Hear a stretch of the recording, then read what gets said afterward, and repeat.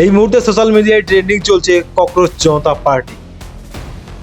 এটি প্রতিষ্ঠা করেছে আম আদমি পার্টির এক নেতা, মানে সে আমেরিকায় বসে ককরোচ জনতা পার্টি তৈরি করে দিয়েছে। সোশ্যাল মিডিয়ায় এটি বেশ জনপ্রিয় হয়ে উঠেছে। ভারতের প্রধান বিচারপতি সূর্যকান্তের একটি বক্তব্যের জেরেই এই সোশ্যাল মিডিয়ায় এই ককরোচ জনতা পার্টির জন্ম নিয়েছে। তো ককরোচ জনতা পার্টির যে ফলোয়ার্স, তাতে কিন্তু বিজেপির ফলোয়ার্স কংগ্রেসের ফলোয়ার্সকে হারিয়ে দিয়েছে। প্রচুর ফলোয়ার্স এই মুহূর্তে এই ককরোচ জনতা পার্টির।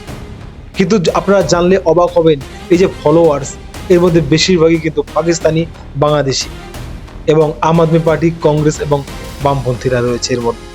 আরেকটা জিনিস জানলে অবাক হবেন, শুধুমাত্র পাকিস্তান, বাংলাদেশ, নেপাল, শ্রীলঙ্কায় যে কায়দায় সরকার ফেলে দেওয়া হয়েছে, সেই কায়দায় সরকার ফেলার জন্য একটি চক্রান্ত মাত্র।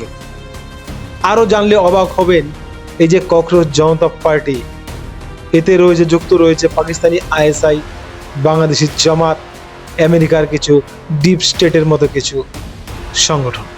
শুধুমাত্র মোদি এবং বিজেপিকে হারানোই লক্ষ্য তাদের।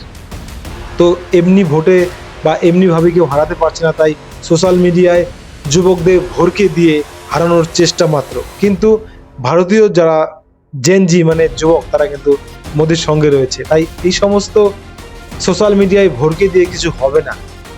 এদিকে যতই ককরোচ পার্টি অ্যাক্টিভ থাকুক, অন্যদিকে কালা হিট মেরে কিন্তু এই ককরোচ পার্টিকে দমন করে দেবে ভারতীয়রা।